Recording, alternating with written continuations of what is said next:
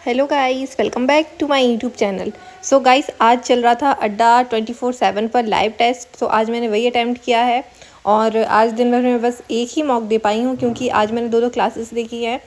मुझे अर्थमेटिक समझ में नहीं आ रही थी, तो आज मैंने कौशिक सर की प्रॉफिट एंड लॉस की एक क्लास स्टार्ट की है और मुझे थोड़ा बहुत ईजी लग रहा है उसमें।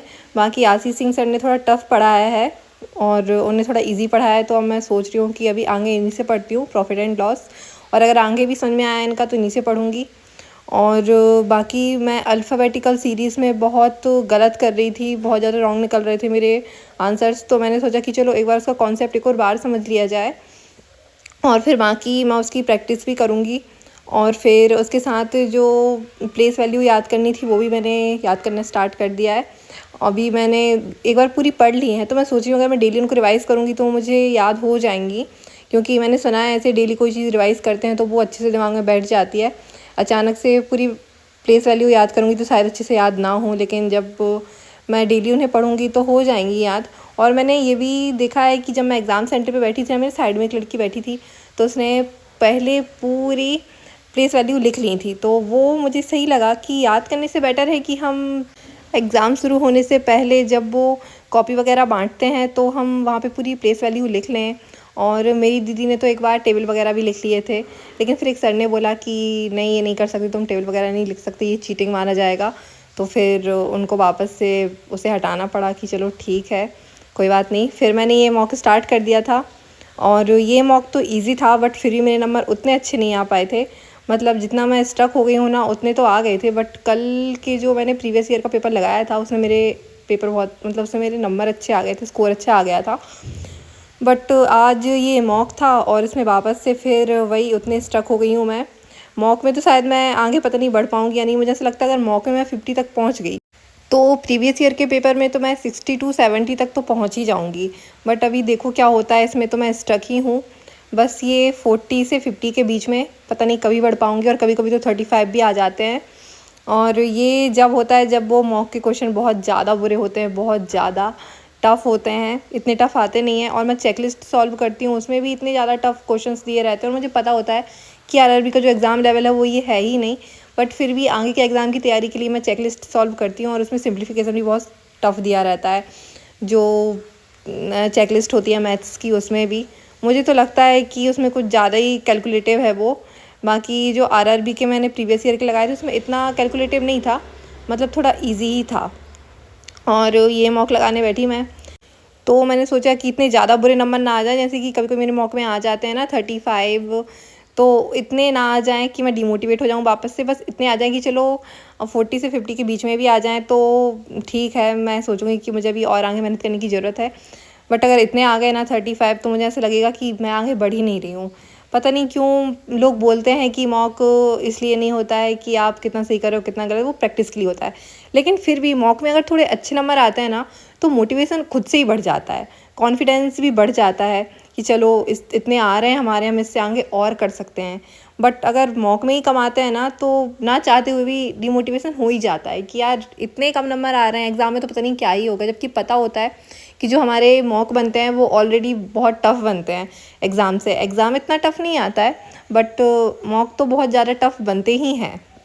और अभी आज टेक्स्ट बुक पे सेल चल रही है, मुझे दीदी ने बताई थी, तो मैं सोच रही हूँ कि मैं वहाँ से सब्सक्रिप्शन ले लेती हूँ मॉक का, क्योंकि मैंने सुना है कि वहाँ पे बहुत इजी मॉक रहते हैं, मतलब जो एग्ज़ाम लेवल होता है ना वही होता है।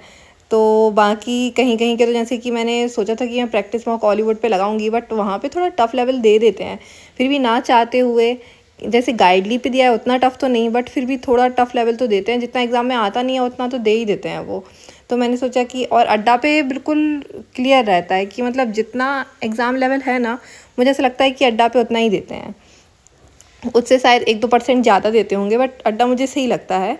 और अभी मैं टेक्स्ट बुक का तो ले ही लूँगी, क्योंकि उस पर तो टोटली एग्ज़ाम लेवल होता है। और मुझे ऐसे कमेंट भी आते हैं कि गाइडली के टेस्ट लगाने से डिमोटिवेशन हो रहा है, तो मेरे हिसाब से गाइडली और यस मॉक, ये दोनों इतने ज़्यादा टफ़ है ना कि अगर अच्छी खासी तैयारी हो और फिर भी इनको लगा लिया जाए तो खुद से ही डिमोटिवेशन हो ही जाएगा। और नंबर जितने आने होंगे ना उससे तो 20 25 नंबर कम ही आएंगे। एक बार मैंने लगा लिया था, मेरे अच्छे आ रहे थे बाकी मॉक में, लेकिन मैंने यस ऑफिसर का लगा लिया था तो मेरे इतने बुरे नंबर आए थे ना, सीरियसली 8 आए थे या 18 आए थे, वो भी SBI क्लर्क या IBPS क्लर्क, मुझे कंफर्म तो याद नहीं है, बट हाँ ये दोनों क्लर्क के कहीं के पेपर थे और मेरे 8 या 18 नंबर आ गए थे। तो सीरियसली मेरे बाकी मॉक में अच्छे खासे आ रहे थे, मतलब 30-40 समथिंग आ रहे थे, बट मेरे जब मैंने 8 नंबर देखे ना तो मैं डर गई, घबरा गई कि सीरियसली मैं ये करके आऊँगी एग्ज़ाम में। फिर मुझे दीदी ने बताया कि ऑलरेडी टफ़ होता है। तो यस मॉक का तो मुझे कंफर्म पता है कि बहुत ज़्यादा टफ होता है, और गाइडली का तो मैंने ऑलमोस्ट सुना है कि गाइडली पर तो मॉक देना ही नहीं चाहिए, वो तो बहुत ज़्यादा टफ होता है। पता नहीं कौन बनाता है उसका एग्ज़ाम, मतलब ये मॉक क्या क्या कराना चाहते हैं बच्चों से। और फिर ये मेरा जो स्कोर आया था वो 46 आया था। कल मेरा जो स्कोर आया था वो प्रीवियस ईयर के पेपर में 55 आया था, बट आज 46 हो गया है। बट मॉक में मुझे ये एक्सपेक्टेड था, क्योंकि मॉक तो थोड़ा टफ करते ही हैं, वो इतना इजी नहीं करते जितना प्रीवियस ईयर का पेपर होता है, जो नॉर्मली पेपर आता है उससे टफ तो करते ही हैं। तो मैंने सोचा था कि चलो इतने आ जाएं तो मैं डिमोटिवेट नहीं होंगी, क्योंकि ये मॉक है, इसमें थोड़ा सा टफ तो वो करते ही हैं। बाकी अब ठीक है, डिमोटिवेट भी नहीं हुई और मुझे बहुत ज़्यादा खुशी भी नहीं हुई, बट ठीक है, ओके थे। फिर उसके बाद मैंने लगा लिया था एक सेक्शनल टेस्ट, और वो था रीजनिंग का। मैंने मैथ्स का कोई सेक्शनल टेस्ट नहीं लगाया था, क्योंकि मैंने मॉक लगाया था तो मैंने सोचा उसी में कवर हो गया, और फिर मुझे क्लासेस भी देखनी थी, इसलिए मैंने मॉक नहीं लगाया था। सॉरी, मैंने सेक्शनल टेस्ट नहीं लगाया था मैथ्स का, और इसमें मेरे 21 आए थे। मैंने पूरे क्वेश्चंस 21 करे थे, लेकिन उसमें से अटैम्प्ट मैंने 21 किए थे और स्कोर मेरा 17 आया था, बहुत बुरा। और ये करेक्ट मेरे 18 निकले थे। और ये फिर मैंने बाद में चेक किया कि मेरा गलत क्या निकला, तो मुझे पता चला कि मेरा गलत भी अल्फ़ाबेटिकल सीरीज़ ही निकला था। तो पहले तो मैंने कौशिक सर की क्लास देख ली, और ये क्लास देखने में पूरी उम्मीद के साथ बैठी थी कि चलो आशीष सर की मुझे समझ में नहीं आई, लेकिन कौशिक सर की तो मुझे समझ में आनी ही चाहिए। तो हाँ आई, लेकिन पता नहीं क्यों मेरी अर्थमेटिक से क्या दुश्मनी है। मैं जब भी ये पढ़ती हूँ मुझे टफ़ ये लगती ही है, चाहे कोई कितने अच्छे से पढ़ा दे, मुझे अर्थमेटिक टफ़ लगती है। पता नहीं मेरा क्या ही होने वाला है अर्थमेटिक में, मुझे ऐसा लगता है मेरी ज़िंदगी भर दुश्मनी रहेगी इससे। और एग्ज़ाम में है ना, मैं किसी एग्ज़ाम में रह जाऊँगी तो वो सिर्फ अर्थमेटिक की वजह से। और फिर उसके बाद मेरी जो अल्फ़ाबेटिकल सीरीज़ है वो बहुत ज़्यादा गलत निकल रही थी, तो मैंने सोचा कि चलो उन पर थोड़ा काम कर लिया जाए। पहले तो मैंने ये सीरीज़ देखी, लेकिन मुझे इन वाली सीरीज़ में गलत नहीं निकल रही थी, जो लिखी रहती है ना QWT, जो स्पेलिंग बेस पे लिखी रहती है ना, जैसे QWT अलग और फिर बाकी की स्पेलिंग अलग, और फिर नंबर भी डिजिट अलग अलग लिखी रहती हैं, मतलब डिजिट साथ में लिखी रहती हैं, वो नहीं, वो जो साथ में 3-3 4-4 का जोड़े बने रहते हैं उसमें दिक्कत होती है। तो अभी उनकी क्लास में आगे देखने वाली हूँ, और फिर मैंने सोचा कि चलो रीजनिंग सॉल्व कर ली जाए। तो इसके बाद मैंने रीजनिंग की चेकलिस्ट सॉल्व कर ली थी। मैथ्स आज बहुत कम हो पाई थी। सो गाइस, हम अपने ब्लॉग को यहीं ख़त्म करती हूँ। सब लोग बताना लाइव टेस्ट में उनके कितने आए थे। Bye guys.